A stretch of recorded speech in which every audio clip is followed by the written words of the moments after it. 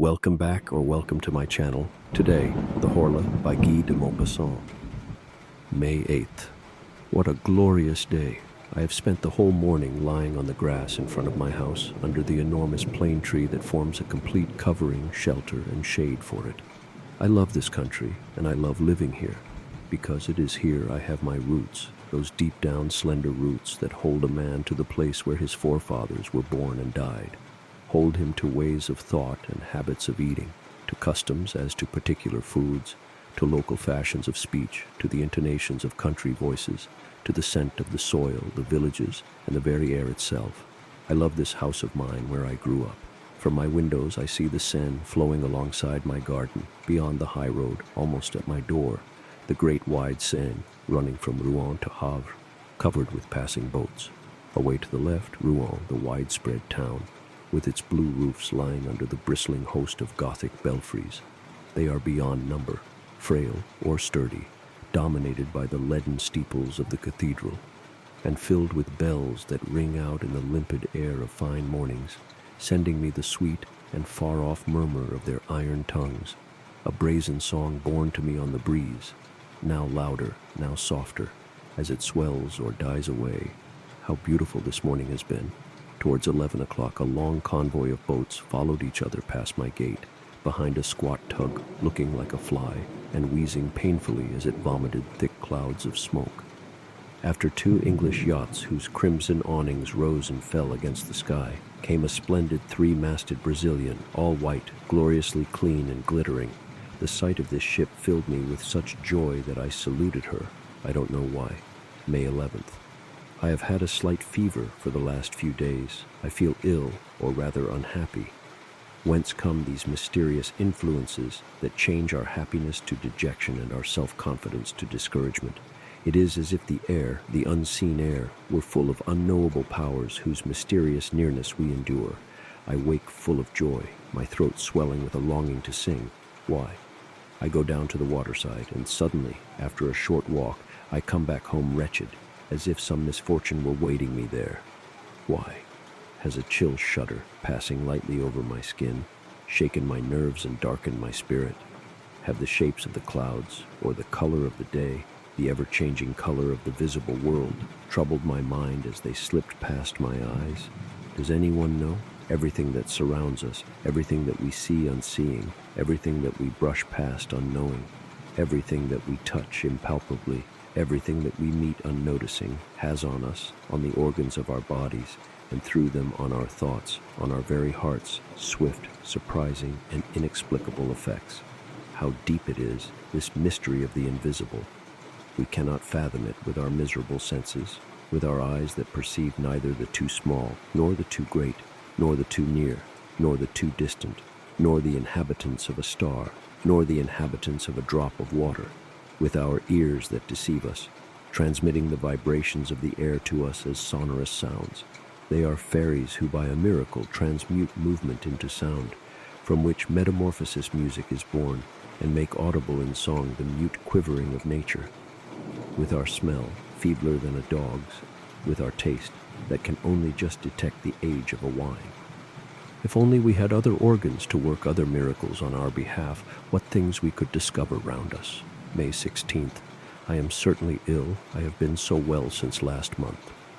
I have a fever, a rotten fever, or rather a feverish weakness that oppresses my mind as wearily as my body. All day and every day I suffer this frightful sense of threatened danger, this apprehension of coming ill or approaching death, this presentiment which is doubtless the warning signal of a lurking disease germinating in my blood and my flesh. May 18th. I have just consulted my doctor, for I was not getting any sleep. He found that my pulse is rapid, my eyes dilated, my nerves on edge, but no alarming symptom of any kind. I am to take douches and drink bromide of potassium. May 25th. No change.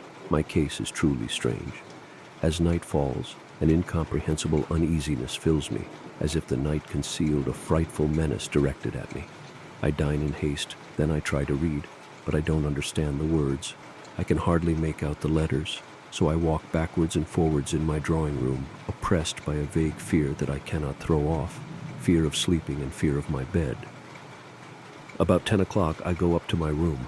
The instant I am inside the room, I double-lock the door and shut the windows. I am afraid of what?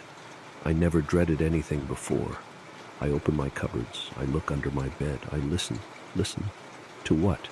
It's a queer thing that a mere physical ailment, some disorder in the blood perhaps, the jangling of a nerve thread, a slight congestion, the least disturbance in the functioning of this living machine of ours, so imperfect and so frail, can make a melancholic of the happiest of men and a coward of the bravest. Then I lie down and wait for sleep as if I were waiting to be executed. I wait for it, dreading its approach. My heart beats, my legs tremble, my whole body shivers in the warmth of the bedclothes until the moment I fall suddenly on sleep, like a man falling into deep and stagnant waters, there to drown. Nowadays, I never feel the approach of this perfidious sleep that lurks near me, spying on me, ready to take me by the hand, shut my eyes, steal my strength.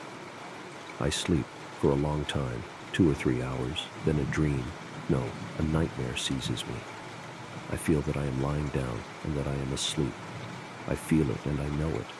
And I feel too that someone approaches me, looks at me, touches me, climbs on my bed, kneels on my chest, takes my neck between his hands and squeezes. With all his might, strangling me, I struggle madly in the grip of the frightful impotence that paralyzes us in dreams. I try to cry out. I can't. I try to move. I can't. Panting with the most frightful efforts, I try to turn around, to fling off this creature who is crushing and choking me. I can't do it. And suddenly I wake up, terrified, covered with sweat. I light a candle. I am alone. The crisis over, a crisis that happens every night. I fall at last into a quiet sleep until daybreak, June 2nd. My case has grown worse. What can be the matter with me? Bromide is useless. Douches are useless. Lately, by way of wearying a body already quite exhausted, I went for a tramp in the forest of Rumar. At first I thought that the fresh air, the clear, sweet air, full of the scents of grass and trees, was pouring a new blood into my veins and a new strength into my heart. I followed a broad glade. Then I turned towards Beauville, by a narrow walk between 2 ranks of immensely tall trees that flung a thick green roof, almost a black roof, between the sky and me. A sudden shudder ran through me, not a shudder of cold, but a strange shudder of anguish. I quickened my pace, uneasy at being alone in this wood, unreasonably, stupidly, terrified by the profound solitude. Abruptly, I felt that I was being followed, that someone was on my heels, as near, touching me. I swung round. I was alone. I saw behind me only the straight open walk, empty, high, terrifyingly empty. It stretched out in front of me too, as far as the eye could see, as empty and frightening. I shut my eyes. Why? And I began to turn round on my heel at a great rate like a top. I almost fell. I opened my eyes again. The trees were dancing. The earth was swaying. I was forced to sit down. Then, I didn't know now which way I had been walking. Strange thought, strange thought. I didn't know anything at all now. I took the right-hand way and found myself back in the avenue that had led me into the middle of the forest. June 3rd. The night has been terrible. I am going to go away for several weeks. A short journey will surely put me right. July 2nd. Home again. I am cured. I have had, moreover, a delightful holiday. I visited Mont Saint-Michel, which I didn't know. What a vision one gets, arriving at Avranches as I did, towards dusk. The town lies on a slope, and I was taken into the public garden at the end of the city. A cry of astonishment broke from me. A shoreless bay stretched before me as far as I could see. It lay between opposing coasts that vanished in distant mist, and in the midst of this vast, tawny bay, under a gleaming golden sky, a strange hill, somber and peaked, thrust up from the sands at its feet. The sun had just sunk, and on a horizon still riotous with color was etched the outline of this fantastic rock that bore on its summit a fantastic... At daybreak I went out to it. The tide was low, as on the evening before, and as I drew near it, the miraculous abbey grew in height before my eyes. After several hours walking, I reached the monstrous pile of stones that supports the little city dominated by the great church. I clambered up the steep, narrow street. I entered the most wonderful Gothic dwelling made for God on this earth, as vast as a town, with innumerable low rooms hollowed out under the vaults and high galleries slung over slender columns. I entered this gigantic granite jewel, as delicate as a piece of lace, pierced everywhere by towers and airy belfries where twisting stairways climb, towers and belfries that by day against a blue sky and by night against a dark sky lift strange heads, bristling with chimeras, devils, fantastic beasts and monstrous flowers, and are linked together by slender carved arches. When I stood on the top, I said to the monk who accompanied me, "What a glorious place you have here, Father." "We get strong winds," he answered, and we fell into talk as we watched the incoming sea run over the sand and cover it with a steel cuirass. The monk told me stories, all the old stories of this place, legends, always legends. One of them particularly impressed me. The people of the district, those who lived on the mount, declared that at night they heard voices on the sands, followed by the bleating of two she-goats, one that called loudly and one calling softly. Unbelievers insisted that it was the crying of seabirds, which at one and the same time resembled bleatings and the wailing of human voices. But benighted fishermen swore that they had met an old shepherd wandering on the dunes between two tides, round the little town flung so far out of the world. No one ever saw the head hidden in his cloak. He led, walking in front of them, a goat with the face of a man and a she-goat with the face of a woman. Both of them had long white hair and talked incessantly, disputing in an unknown tongue, then abruptly ceased crying to begin a loud bleating. "Do you believe it?" I asked the monk. He murmured, "I don't know." "If," I went on, "there existed on the earth beings other than ourselves, why have we not long ago learned to know them? Why have you yourself not seen them? Why have I not seen them myself?" He answered, "Do we see the 100,000th part of all that exists? Think, there's the wind, the greatest force in nature, which throws down men, shatters buildings, uproots trees, stirs up the sea into watery mountains, destroys cliffs and tosses the tall ships against the shore. The wind that kills, whistles, groans, roars. Have you seen it? Can you see it? Nevertheless, it exists." Before his simple reasoning, I fell silent. This man was either a seer or a fool. I should not have cared to say which, but I held my peace. What he had just said, I had often thought. July 3rd. I slept badly. I am sure there is a feverish influence at work here, for my coachman suffers from the same trouble as myself. When I came home yesterday, I noticed his strange pallor. "What's the matter with you, Jean?" I demanded. "I can't rest these days, sir. I'm burning the candle at both ends. Since you went away, sir, I haven't been able to throw it off. The other servants are all right, however, but I am terrified of getting caught by it again. July 4th. It has surely caught me again. My old nightmares have come back. Last night I felt crouching on me someone who presses his mouth on mine and drinks my life between my lips. Yes, he sucked it from my throat like a leech. Then he rose from me, replete, and I awoke, so mangled, bruised, enfeebled, that I could not move. If this goes on for many days more, I shall certainly go away again. July 5th. Have I lost my reason? What has just happened? What I saw last night is so strange that my head reels when I think of it. Following my invariable custom in the evenings, I had locked my door. Then, feeling thirsty, I drank half a glass of water, and I happened to notice that my carafe was filled up right to its crystal stopper. I lay down after this and fell into one of my dreadful slumbers, from which I was jerked about 2 hours later by a shock more frightful than any of the others. Imagine a sleeping man who has been assassinated, and who wakes with a knife through his lung, with the death rattle in his throat, covered with blood, unable to breathe, and on the point of death, understanding nothing, and there you have it. When I finally recovered my sanity, I was thirsty again. I lit a candle and went towards the table where I had placed my carafe. I lifted it and held it over my glass. Not a drop ran out. It was empty. It was completely empty. At first, I simply didn't understand. Then all at once a frightful rush of emotion so overwhelmed me that I was forced to sit down, or say rather that I fell into a chair. Then I leaped up again and looked round me. Then I sat down again, lost in surprise and fear in front of the transparent crystal. I gazed at it with a fixed stare, seeking an answer to the riddle. My hands were trembling. Had someone drunk the water? Who? I. It must have been me. Who could it have been but me?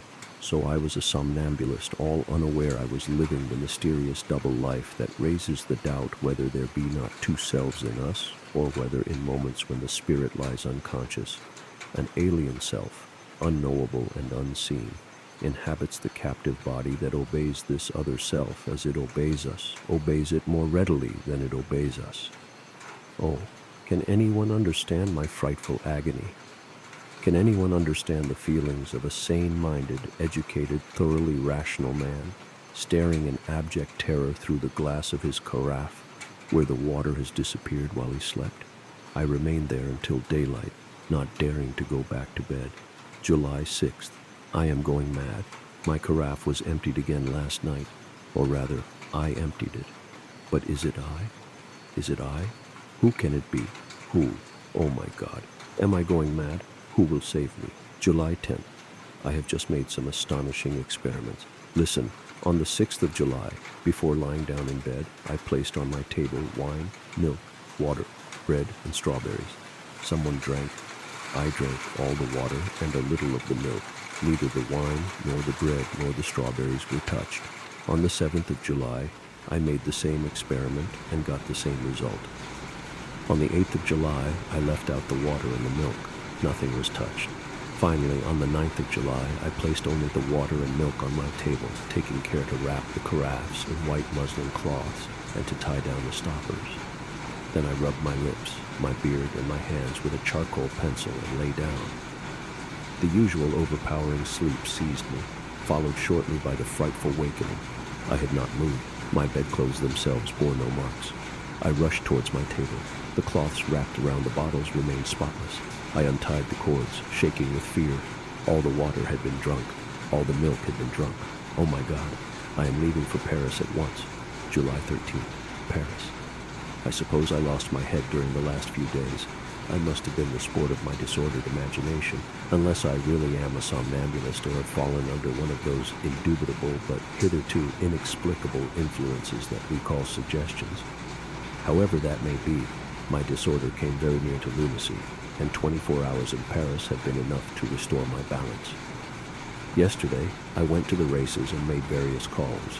I felt myself endowed with new vital strength, and I ended my evening at the Théâtre Français. They were presenting a play by the younger Dumas, and his alert, forceful intelligence completed my cure.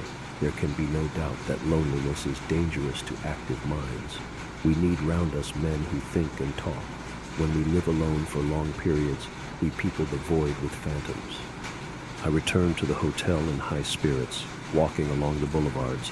Amid the jostling of the crowd, I thought ironically on my terrors, on my hallucinations of a week ago, when I had believed, yes, believed that an invisible being dwelt in my body. How weak and shaken and speedily unbalanced our brains are immediately they are confronted by a tiny, incomprehensible fact. Instead of coming to a conclusion in these simple words, I do not understand because the cause eludes me. At once we imagine frightening mysteries and supernatural powers. July 14th, Fête de la République. I walked through the streets. The rockets and the flags filled me with a childish joy. At the same time, it is vastly silly to be joyous on a set day by order of the government. The mob is an imbecile herd, as stupid in its patience as it is savage when roused. You say to it, enjoy yourself, and it enjoys itself. You say to it, go and fight your neighbor. It goes to fight. You say to it, vote for the emperor. It votes for the emperor. Then you say to it, vote for the republic. And it votes for the republic. Its rulers are as besotted, but instead of obeying men, they obey principles, which can only be half-baked, sterile and false in so much as they are principles. That is to say, ideas reputed certain and immutable in this world where nothing is sure, since light and sound are both illusions. July 16th. Yesterday I saw some things that have profoundly disturbed me. I dined with my cousin, Madame Sablo, whose husband commands the 76th Light Horse at Limoges. At her house I met two young women, one of whom has married a doctor, Dr. Parent, who devotes himself largely to nervous illnesses and the extraordinary discoveries that are the outcome of the recent experiments in hypnotism and suggestion. He told us at length about the amazing results obtained by English scientists and by the doctors of the Nancy School. The facts that he put forward struck me as so fantastic that I confessed myself utterly incredulous. "We are," he declared, "on the point of discovering one of the most important secrets of nature. I mean, one of the most important secrets on this earth. For there are certainly others as important, away yonder in the stars. Since man began to think, since he learned to express and record his thoughts, he has felt the almost impalpable touch of a mystery impenetrable by his clumsy and imperfect senses, and he has tried to supplement the impotence of his organic powers by the force of his intelligence. While this intelligence was still in a rudimentary stage, this haunting sense of invisible phenomena clothed itself in terrors such as occur to simple minds. Thus are born popular theories of the supernatural, the legends of wandering spirits, fairies, gnomes, ghosts. I'll add the god myth itself, since our conceptions of the artificer-creator, to whatever religion they belong, are really the most uninspired, the most unintelligent, the most unacceptable products of the fear-clouded brain of human beings. Nothing is truer than that saying of Voltaire's, "God has made man in his image, but man has retorted upon him in kind." But for a little over a century we have had glimpse of a new knowledge. Mesmer and others have set our feet on a fresh path, and more especially during the last 4 or 5 years, we have actually reached surprising results. My cousin, as incredulous as I, smiled. Dr. Parent said to her, "Shall I try to put you to sleep, madam?" "Yes, do." She seated herself in an armchair, and he looked fixedly into her eyes, as if he were trying to fascinate her. As for me, I felt suddenly uneasy. My heart thumped, my throat contracted. I saw Madame Sable's eyes grow heavy, her mouth twitch, her bosom rise and fall with her quick breathing. Within 10 minutes she was asleep. "Go behind her," said the doctor. I seated myself behind her. He put a visiting card in her hands and said to her, "Here is a looking glass. What can you see in it?" "I see my cousin," she answered. "What is he doing?" "He is twisting his mustache." "And now?" "He is drawing a photograph from his pocket." "Whose photograph is it?" "His." She was right, and this photograph had been sent me at my hotel only that very evening. What is he doing in the photograph? He is standing with his hat in his hand. Evidently she saw in this card this piece of white pasteboard as she would have seen in a glass. The young woman, terrified, cried, "That's enough, that's quite enough." But the doctor said authoritatively, "You will get up tomorrow at 8 o'clock. Then you will call on your cousin at his hotel, and you will beg him to lend you 5,000 francs that your husband has asked you to get, and will exact on his next leave." Then he woke her up. On my way back to the hotel, I thought about this curious seance, and I was assailed by doubts, not of the absolutely unimpeachable good faith of my cousin, whom since our childhood I had looked upon as my sister, but of the possibility of trickery on the doctor's part. Had he concealed a looking-glass in his hand and held it before the slumbering young woman when he was holding before her his visiting card? Professional conjurers do things as strange. I had reached the hotel by now, and I went to bed. Then in the morning, towards 8:30, I was roused by my man, who said to me, "Madame Sable wishes to speak to you at once, sir." I got hurriedly into my clothes and had her shown in. She seated herself, very agitated, her eyes downcast, and without lifting her veil said, "I have a great favor to ask you, my dear cousin." "What is it, my dear?" "I hate to ask it of you, and yet I must. I need, desperately, 5,000 francs. "You? You need it?" "Yes, I, or rather my husband, who has laid it on me to get it." I was so astounded that I stammered as I answered her. I wondered whether she and Dr. Parent were not actually making fun of me, whether it weren't a little comedy they had prepared beforehand and were acting very well. But as I watched her closely, my doubts vanished entirely. The whole affair was so distasteful to her that she was shaking with anguish, and I saw that her throat was quivering with sobs. I knew that she was very rich, and I added, "What? Do you mean to say that your husband can't call on 5,000 francs? Come, think.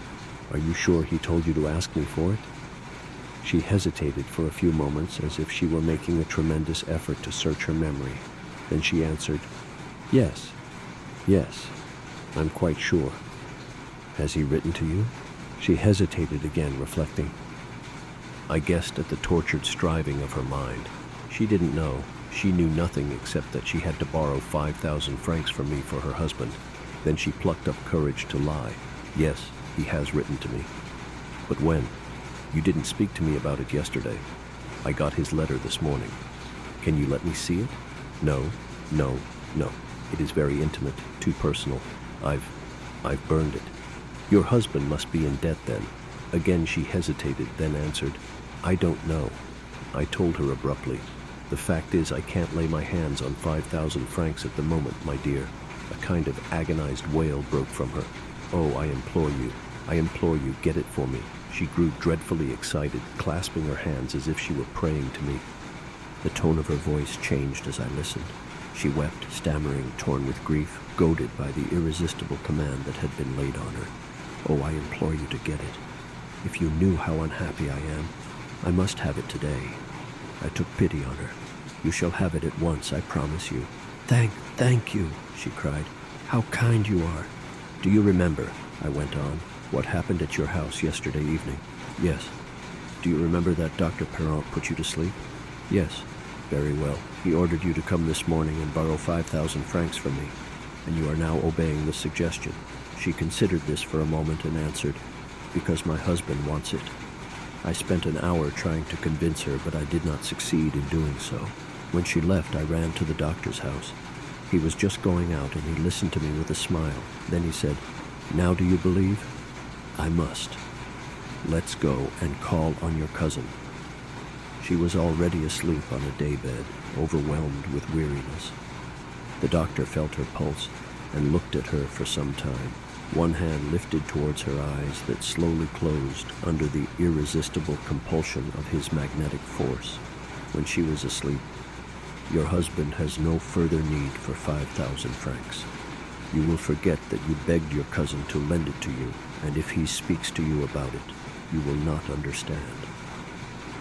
Then he woke her up. I drew a note case from my pocket. Here is what you asked me for this morning, my dear. She was so dumbfounded that I dared not press the matter. I did, however, try to rouse her memory, but she denied it fiercely, thought I was making fun of her, and at last was ready to be angry with me.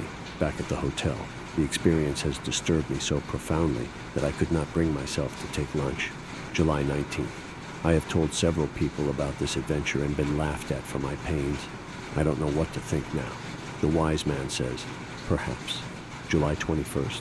I dined at Bougival, then I spent the evening at the rowing club dance. There's no doubt that everything is a question of places and persons. To believe in the supernatural in the island of Grenouillère would be the height of folly. But at the top of Mont Saint-Michel, in the Indies, we are terrified under the influence of our surroundings. I am going home next week, July 30th. I have been home since yesterday. All is well. August 2nd. Nothing fresh. The weather has been glorious. I spend my days watching the Seine run past. August 4th. The servants are quarreling among themselves. They declare that someone breaks the glasses in the cupboard at night. My man blames the cook, who blames the housemaid, who blames the other two. Who is the culprit? It would take a mighty clever man to find out. August 6th. This time, I am not mad. I've seen something. I've seen something. I've seen something. I have no more doubts. I've seen it. I'm still cold to my fingertips. My nerves are still racked with terror. I've seen it. At 2 o'clock in broad daylight, I was walking in my rose garden, between the autumn roses that are just coming out. As I paused to look at a Jean de Bataille, which bore 3 superb flowers, I distinctly saw, right under my eye, the stem of one of these roses bend, as if an invisible hand had twisted it, then break, as if the hand had plucked it. Then the flower rose, describing in the air the curve that an arm would have made, carrying it towards a mouth, and it hung suspended in the clear air, quite alone, motionless, a terrifying scarlet splash 3 paces from my eyes. I lost my head and flung myself on it, grasping at it. My fingers closed on nothing. It had disappeared. Then I was filled with a savage rage against myself. A rational, serious-minded man simply does not have such hallucinations. But was it really an hallucination? I turned round to look for the flower, and my eyes fell on it immediately. It had just been broken off and was lying between the 2 roses that still remained on the branch. Then I went back to the house, my senses reeling. Now I was sure as I am that day follows night, that there lived at my side an invisible being who fed on milk and water, who could touch things, take them, move them from one place to another, endowed therefore with a material nature imperceptible to our senses though it was, and living beside me under my roof. August 7th. I slept quietly. He has drunk the water from my carafe, but he did not disturb my sleep. I wonder if I am mad. Sometimes, as I walk in the blazing sunshine along the riverbank, I am filled with doubts of my sanity. Not the vague doubts I have been feeling, but precise and uncompromising doubts. I have seen madmen. I have known men who were intelligent, lucid, even exceptionally clear-headed in everything in life, but on one point. They talked quite clearly, easily, and profoundly about everything, until suddenly their mind ran onto the rocks of their madness, and was there rent in pieces, strewn to the winds, and foundered in the fearful raging sea, filled with surging waves, fogs, squalls, that we call insanity. I should certainly have thought myself mad, absolutely mad, if I were not conscious, if I were not perfectly aware of my state of mind, if I did not get to the bottom of it, and analyze it with such complete clearness. I must be, in fact, no worse than a sane man troubled with hallucinations. There must be some unknown disturbance in my brain, one of those disturbances that modern physiologists are trying to observe and elucidate, and this disturbance has opened a deep gulf in my mind in the orderly and logical working of my thoughts. Similar phenomena take place in a dream that drags us through the most unreal phantasmagoria without sowing the least surprise in our minds, because the mechanism of judgment, the controlling censor, is asleep, while the imaginative faculty wakes and works. Can one of the invisible strings that control my mental keyboard have become muted? Sometimes, after an accident, a man loses his power to remember proper names or verbs or figures or only dates. The localization of all the different faculties of the mind is now proved. Is there anything surprising, therefore, in the idea that my power of examining the unreality of certain hallucinations has ceased to function in my brain just now? I thought of all this as I walked by the side of the water. The sunlight flung a mantle of light across the river, clothing the earth with beauty, filling my thoughts with love of life, of the swallows whose swift flight is a joy to my eyes, of the riverside grasses whose shuddering whisper contents my ears. Little by little, however, I fell prey to an inexplicable uneasiness. I felt as though some force, an occult force, were paralyzing my movements, halting me, hindering me from going on any further, calling me back. I was oppressed by just such an unhappy impulse to turn back as one feels when a beloved person has been left at home ill, and one is possessed by a foreboding that the illness has taken a turn for the worse. So, in spite of myself, I turned back, sure that I should find bad news waiting in my house, a letter or a telegram. There was nothing, and I was left more surprised and uneasy than if I had had yet another fantastic vision. August 8th. Yesterday, I spent a frightful night. He did not manifest himself again, but I felt him near me, spying on me, watching me, taking possession of me, dominating me, and more to be feared when he hid himself in this way than if he gave notice of his constant invisible presence by supernatural phenomena. However, I slept. August 9th. Nothing, but I am afraid. August 10th. Nothing. What will happen tomorrow? August 11th. Still nothing. I can't remain in my home any longer with this fear and these thoughts in my mind. I shall go away. August 12th. 10 o'clock in the evening. I have been wanting to go away all day. I can't. I have been wanting to carry out the easy, simple act that will set me free. Go out. Get into my carriage to go to Rouen. I can't. Why? August 13th. Under the affliction of certain maladies, all the resources of one's physical being seem crushed, all one's energy exhausted, one's muscles relaxed, one's bones grown as soft as flesh, and one's flesh turned to water. In a strange and wretched fashion, I suffer all these pains in my spiritual being. I have no strength, no courage, no control over myself, no power even to summon up my will. I can will nothing, but someone wills for me, and I obey. August 14th. I am lost. Someone has taken possession of my soul and is master of it. Someone orders all my acts, all my movements, all my thoughts. I am no longer anything. I am only a spectator. enslaved and terrified by all the things I do. I wish to go out. I cannot. He does not wish it, and I remain dazed, trembling, in the armchair where he keeps me seated. I desire no more than to get up, to raise myself, so that I can think I am master of myself again. I can't do it. I am riveted to my seat, and my seat is fast to the ground in such fashion that no force could lift us. Then, all at once, I must go to the bottom of my garden and pick strawberries and eat them. Oh my God, my God, my God, is there a God? If there is one, deliver me, save me, help me, pardon me, pity me, have mercy on me, how I suffer, how I am tortured, how terrible this is. August 15th. Well, think how my poor cousin was possessed and overmastered when she came to borrow 5,000 francs from me. She submitted to an alien will that had entered into her, as if it were another soul, a parasitic, tyrannical soul. Is the world coming to an end? But what is this being, this invisible being who is ruling me, this unknowable creature, this wanderer from a supernatural race? So unseen ones exist? Then why is it that since the world began they have never manifested themselves in so unmistakable a fashion as they are now manifesting themselves to me? I have never read of anything like the things that are happening under my roof. If I could only leave it, if I could go away, fly far away and return no more, I should be saved. But I can't. August 16th. Today I was able to escape for 2 hours, like a prisoner who finds the door of his cell accidentally left open. I felt that I was suddenly set free, that he had withdrawn himself. I ordered the horses to be put in the carriage as quickly as possible, and I reached Rouen. Oh, what a joy it was to find myself able to tell a man, "Go to Rouen," and be obeyed. I stopped at the library, and I asked them to lend me the long treatise of Dr. Hermann Aristaus on the unseen inhabitants of the antique and modern worlds. Then, just as I was getting back into my carriage with the words, "To the station," on my lips, I shouted. I didn't speak. I shouted, in a voice so loud that the passers-by turned round. Home, and I fell, overwhelmed with misery, onto the cushions of my carriage. He had found me again and taken possession once more. August 17th. What a night, what a night. Nevertheless, it seems to me that I ought to congratulate myself. I read until 1 o'clock in the morning.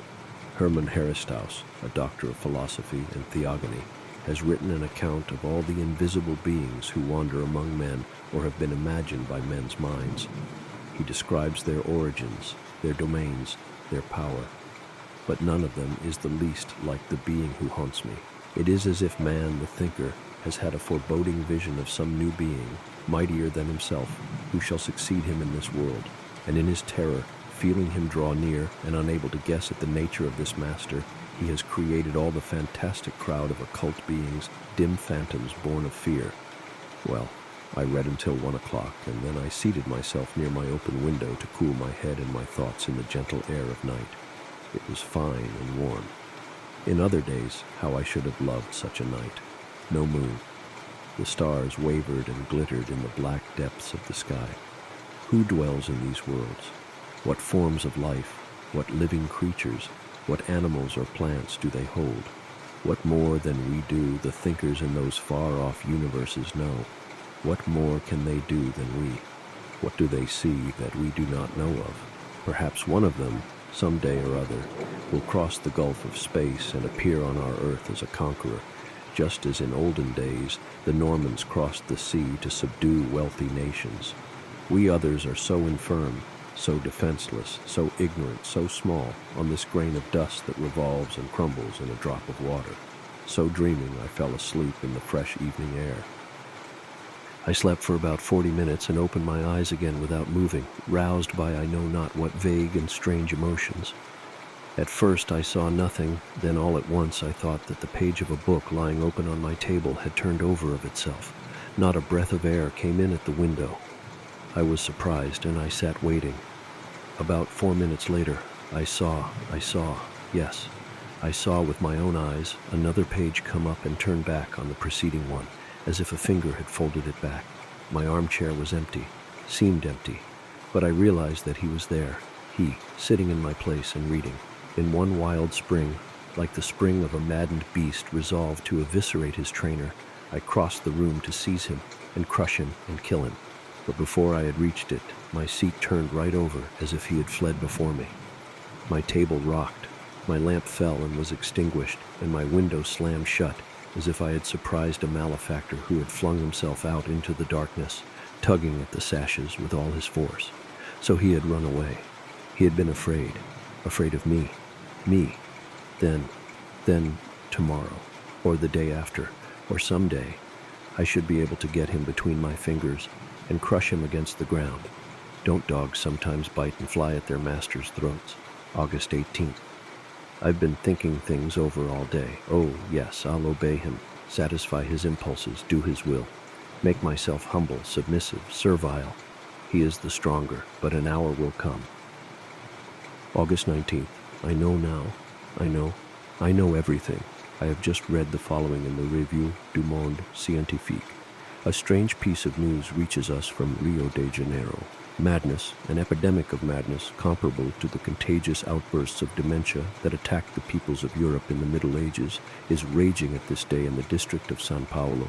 The distracted inhabitants are quitting their houses, deserting their villages, abandoning their fields, declaring themselves to be pursued, possessed, and ordered about like a human herd by certain invisible but tangible beings, vampires of some kind who feed on their vitality while they sleep, in addition to drinking milk and water without, apparently, touching any other form of food.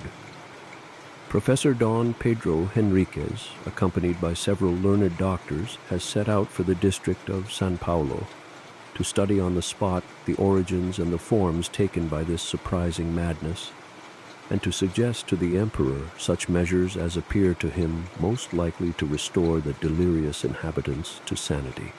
Ah, I remember the lovely three-masted Brazilian that sailed past my windows on the 8th of last May on her way up the Seine. I thought her such a bonny, white, gay boat. The being was on board her, come from over the sea where his race is born. He saw me. He saw my house, white like the ship, and he jumped from the vessel to the bank. Oh my God, now I know, I understand. The reign of man is at an end. He is here, whom the dawning fears of primitive peoples taught them to dread. He who was exorcised by troubled priests, evoked in the darkness of night by wizards who yet never saw him materialize, to whom the foreboding vision of the masters who have passed through this world lent all the monstrous or gracious forms of gnomes, spirits, jinns, fairies, and hobgoblins. Primitive terror visualized him in the crudest forms. Later wiser men have seen him more clearly. Mesmer foresaw him, and it is 10 years since doctors made the most exact inquiries into the nature of his power, even before he exercised it himself. They have been making a plaything of this weapon of the new god, this imposition of a mysterious will on the enslaved soul of man. They called it magnetism, hypnotism, suggestion, anything you like. I have seen them amusing themselves with this horrible power like foolish children. Woe to us. Cursed is man. He is here. What is his name? It seems as if he were shouting his name in my ear, and I cannot hear it. Yes, he is shouting it. I am listening. I can't hear. Again, tell me again. Horla. I heard the Horla. It is he. The Horla. He is here. Oh, the vulture has been used to eat the dove, the wolf to eat the sheep, the lion to devour the sharp-horned buffalo, man to kill the lion with arrow, spear, and gun. But the Horla is going to make of man what we have made of the horse and the cow, his thing, his servant and his food, by the mere force of his will. Woe to us. But sometimes the beast rebels and kills his tamer. I too want. I could, but I must know him, touch him, see him. Scientists say that the eye of the beast is not like ours and does not see as ours does, and my eye fails to show me this newcomer who is oppressing me. Why? Oh, the words of the monk of Mont Saint-Michel come to my mind. Do we see the 100,000th part of all that exists? Think, there's the wind, the greatest force in nature, which throws down men, shatters buildings, uproots trees, stirs up the sea into watery mountains, destroys cliffs, and tosses the tall ships against the shore. The wind that kills, whistles, groans, roars. Have you seen it? Can you see it? Nevertheless, it exists. And I considered further. My eye is so weak, so imperfect, that it does not distinguish even solid bodies that have the transparency of glass. If a looking glass that has no foil backing bars my path, I hurl myself against it as a bird that has got into a room breaks its head on the window pane. How many other things deceive and mislead my eye? Then what is there to be surprised at in its failure to see a new body that offers no resistance to the passage of light? A new being. Why not? He must assuredly come. Why should we be the last? Why is he not seen of our eyes as are all the beings created before us? Because his form is nearer perfection, his body finer and completer than ours which is so weak, so clumsily conceived, encumbered by organs, always tired, always breaking down like a too complex mechanism, which lives like a vegetable or a beast, drawing its substance with difficulty from the air, the herbs of the field and meat, a living machine subject to sickness, deformity, and corruption, drawing its breath in pain, ill-regulated, simple, and fantastic, ingeniously ill-made, clumsily and delicately erected, the mere rough sketch of a being who could become intelligent and noble. There have been so few kinds created in the world, from the bivalve to man. Why not one more when we reach the end of the period of time that separates each successive appearance of a species from that which appeared before it? Why not one more? Why not also new kinds of trees bearing monstrous flowers, blazing with color and filling all the countryside with their perfume? Why not other elements than fire, air, earth, and water? There are only four sources of our being. What a pity. Why not 40, 400, 4,000?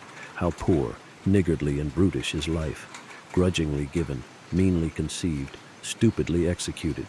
Consider the grace of the elephant, the hippopotamus, the elegance of the camel. You bid me consider the butterfly, a winged flower.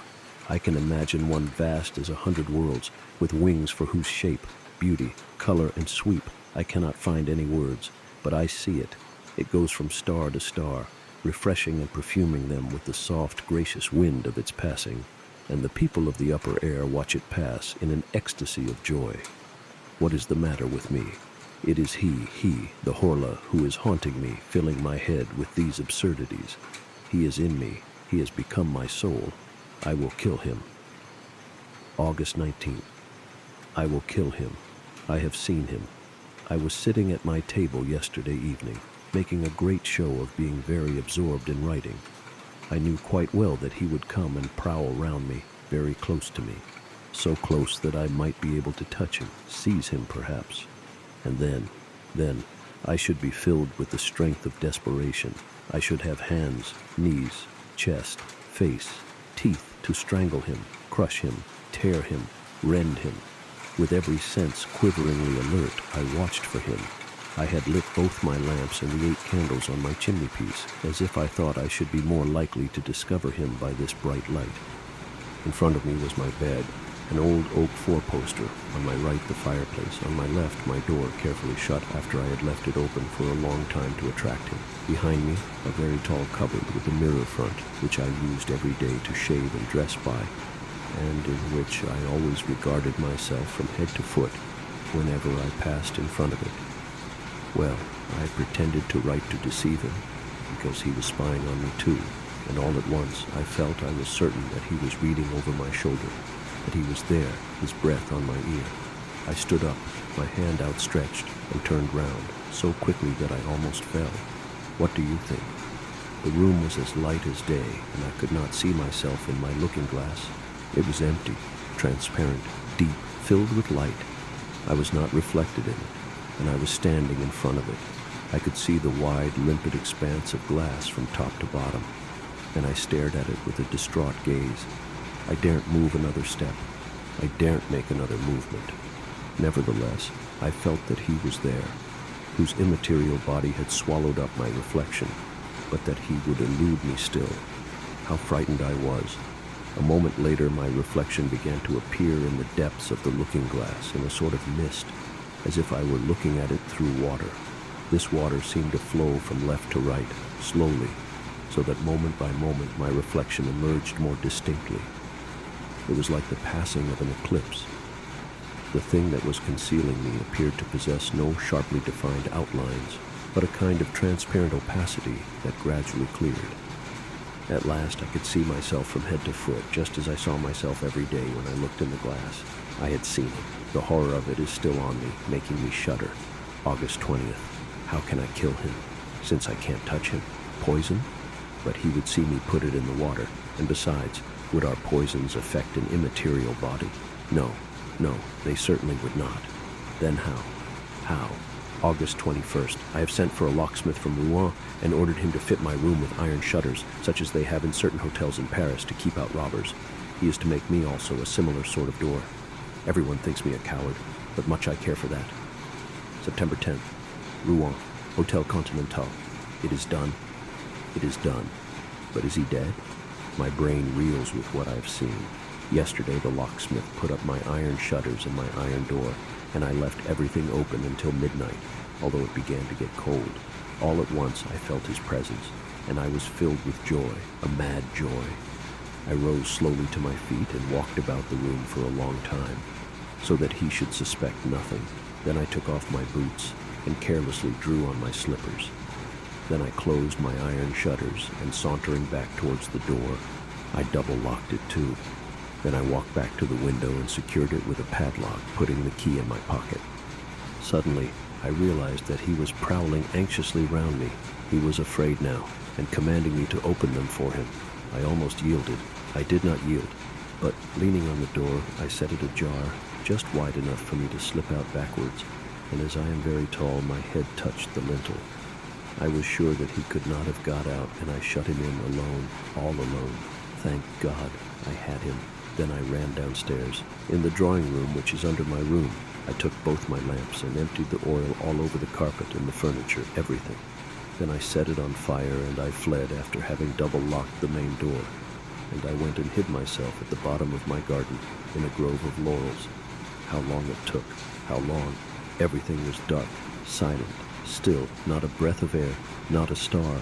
Mountains of unseen clouds that lay so heavily on my spirit. I kept my gaze fixed on my house and waited. How long it took. I was beginning to think that the fire had died out of itself, or that he had put it out, when one of the lower windows fell in under the fierce breath of the fire, and a flame, a great red and yellow flame, a long, curling, caressing flame, leapt up the white wall and pressed its kiss on the roof itself. A flood of light poured over trees, branches, leaves, and with that a shudder of fear ran through them. The birds woke, a dog howled. I thought the dawn was at hand. In a moment, 2 more windows burst into flame, and I saw that the lower half of my house was now one frightful furnace. But a cry, a frightful, piercing, agonized cry, a woman's cry, stabbed the night, and 2 skylights opened. I had forgotten my servants. I saw their distraught faces and their wildly waving arms. Then, frantic with horror, I began to run towards the village, shouting, "Help! Help! Fire! Fire!" I met people already on their way to the house, and I turned back with them to look at it. By now the house was no more than a horrible and magnificent funeral pyre, a monstrous pyre lighting up the whole earth, a pyre that was consuming men and consuming him, my prisoner, the new being, the new master, the Horla. The whole roof fell in with a sudden crash, and a volcano of flames leaped to the sky. Through all the windows open on the furnace, I saw the fiery vat, and I reflected that he was there, in this oven, dead, perhaps, his body. Perhaps that body through which light fell could not be destroyed by the methods that kill our bodies. Suppose he is not dead. Perhaps only time has power over the invisible and dreadful one. Why should this transparent, unknowable body, this body of the spirit, fear sickness, wounds, infirmity, premature destruction, the source of all human dread, after man the Horla, after him who can die any day, any hour, any moment by accidents of all kinds, comes he who can only die in his appointed day, hour and moment, when he has attained the limit of his existence. No, I know, he is not dead. So, I must kill myself now. Ugh. And with that, we reach the end of this story. I hope to see you in the next one. Bye-bye.